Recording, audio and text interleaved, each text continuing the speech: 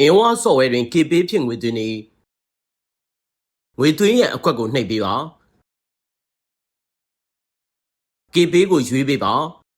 မိမိငွေဖြည့်မိပမာဏကိုရွေးပေးပါအခြားအမောက်ဖြည့်လိုပါက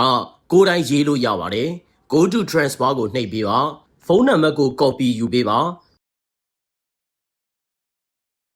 မိမိ KP အကောင့်ထဲမှာငွေလွှဲရန်နေရာတွင် copy ယူလာသောဖုန်းနံပါတ်ကိုချပေးပါ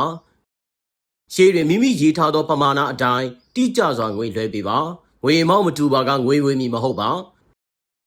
KP မှတ်ချက်နေရာတွင်ကိုပိုင်အင်းဝငွေသွင်းကုတ်6လုံးကိုဖြည့်ပေးပါ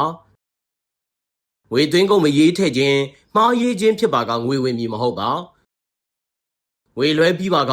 အင်းဝဆော့ဝဲတဲ့သို့ပြန်သွားပြီးငွေလွှဲပြီးကြောင်းအတည်ပြုပေးပါ